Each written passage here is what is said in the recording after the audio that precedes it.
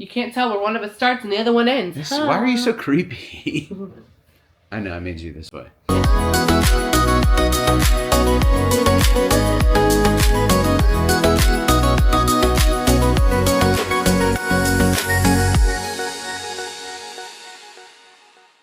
Yeah, you did. All right, hey, so welcome to the channel. Hey, we're going to be going over a couple of things. Let's start with COGs. What does COGs look like? What is COGs? Why do you need to worry about COGs? And why does Corey talking acronyms? Why does COGS sound so weird? Right, so what does COGS stand for? It's cost of what? Cost of goods sold. Sold, right? Yeah, so basically it's what you pay to put your stuff in your machines. COGS is going to be whatever the price of your good is plus tax plus whatever type of procurement fees to get it. So things like the cost of fuel and things like that. What does procurement mean? Like what you're buying. Like buying. Procurement means buying, in case you didn't know. He likes to use SAT words. Yes. So ultimately, when you purchase something, you have to sell it for what? More or less? More. More. So you have to sell it for more. Now, if you buy something at say $1 and you sell it for $1.25, you're not making money, you're losing money. If you're buying something even at $1 and selling it $2, you're probably not making enough money. So how do you calculate where you should be at? Well, what our typical standard is at DAP Vending is normally between like 2.85 and 3 multiplier to the item cost. So say if something is 60 cents, right? A 3 times multiplier would put it at $1.80. I usually would round that depending on the type of machine we put it in. So if we put it in a drop machine, you want to stick with quarter pricing. Okay. Your typical drop machines. What is a quarter pricing? Meaning like 25 cents. Okay. So you can't put a quarter in an AI cooler. No, right? You can't. But what does multiplier mean?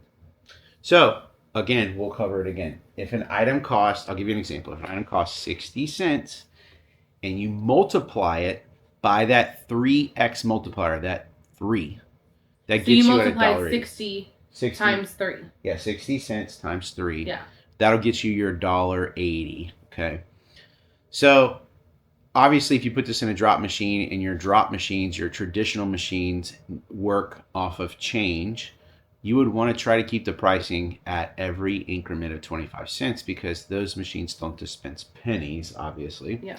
So you're going to want to stick to a quarter. So you'd round that to either $1.75 or $2 for those type of machines.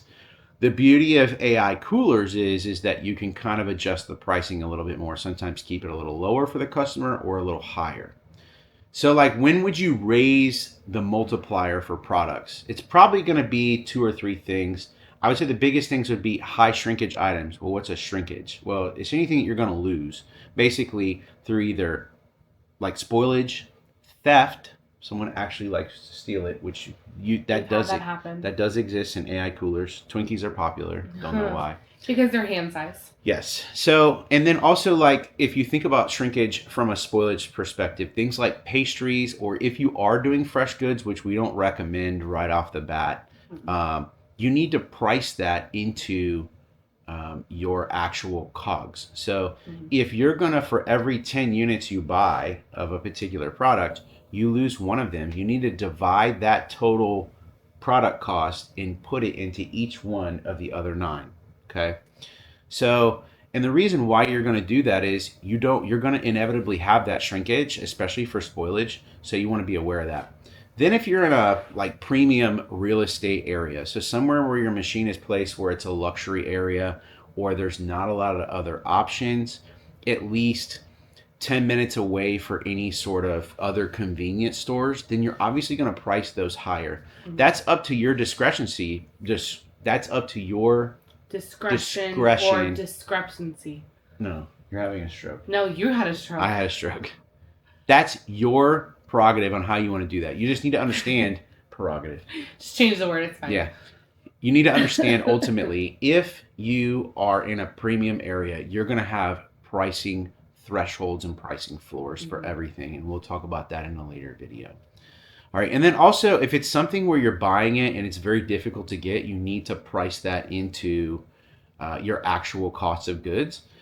Part of the reason for that is that you're going to be susceptible to whatever price your actual vendor charges you. So I'll give you a for instance. Let's say something down the line of like we have premium cookies and premium brownies that come from Daisy's Bakery in New Jersey. They're so good. Yeah, but they're also $1.15 to $1.25 a piece, depending on what they are. Yeah. The only place that we typically source them from is Restaurant Depot, which means we have to charge more on a consistent basis. One, for the spoilage, but two, because it's more difficult to get than other products. Coke is easy. Coke is Sam's Club. Coke is Costco Wholesale and Business Center. You can get Coke. Amazon Business. Yeah, you can get Coke basically everywhere. You can go to Walmart and get it if you really wanted to. Yeah, I wouldn't do that, but yeah. So if it's on sale, you could. The last thing we want to talk about in COGS is other expenses, so hidden fees, right? You have your credit card processing fees. Most vendors would not put that in their COGS. Most vendors would put that as a separate operating expense.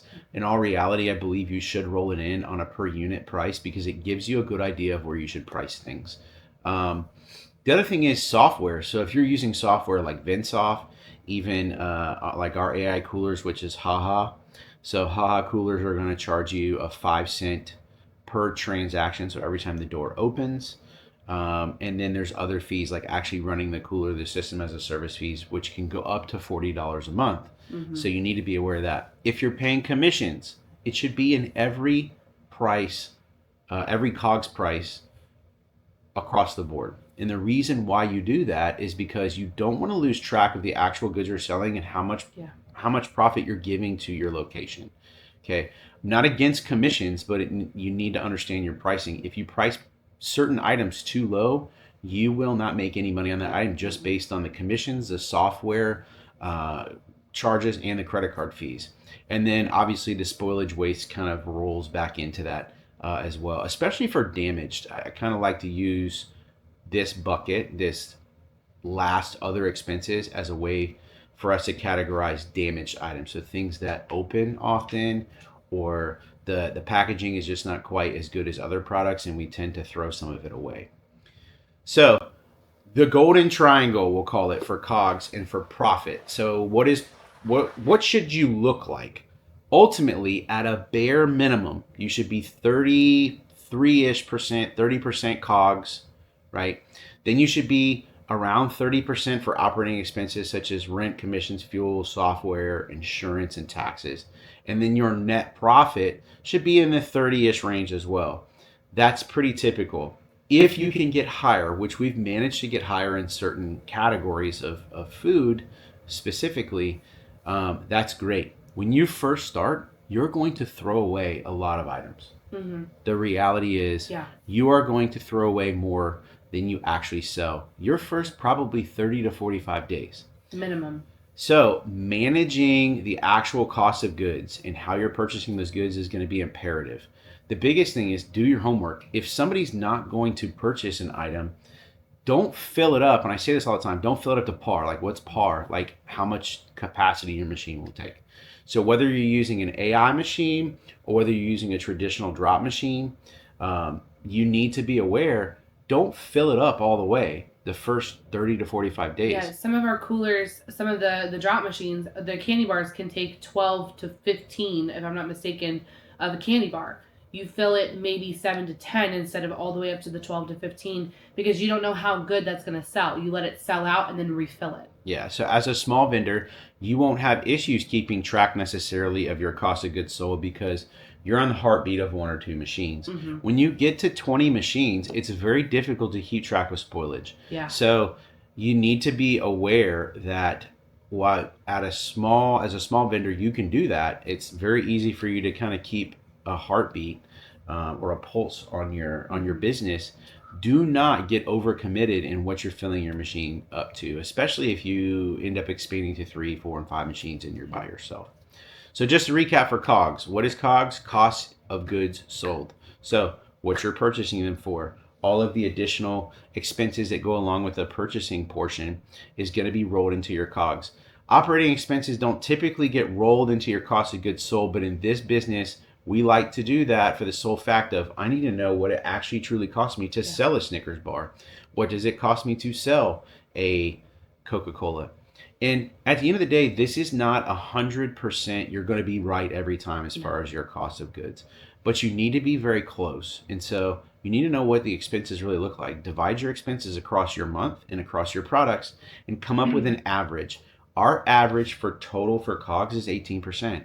So I have to add that to whatever my actual procurement cost. If it's $1.18, a dollar I buy it for, then it'd be $1.18 is what it actually costs us. Well, and you have to remember too, when you calculate those COGS and you calculate those expenses into that COG or into that cost of good, you have to remember, like, sometimes for our AI coolers, they're only going to purchase that one item, so they're gonna charge that 5 cents and that particular thing for that one item that they're pulling out. So that's a good way to, like, okay, this is what it's going to be for the month. How do I divide this across the products I have, and how do there's a little more math involved in that, but that's what this guy's for, for me at least. Yeah. So it's a matter of adding that into what that one item would be. Like, okay, you're gonna sell 10 Snickers bars. Let's divide that across the Snickers bar and up it, like, 5 cents to a quarter, depending on what the product is. All right, I think that's it. Okay. All right. Well, thanks for coming to our COGS talk. Yep. Till next time, don't forget to subscribe below, and we'll see you next time.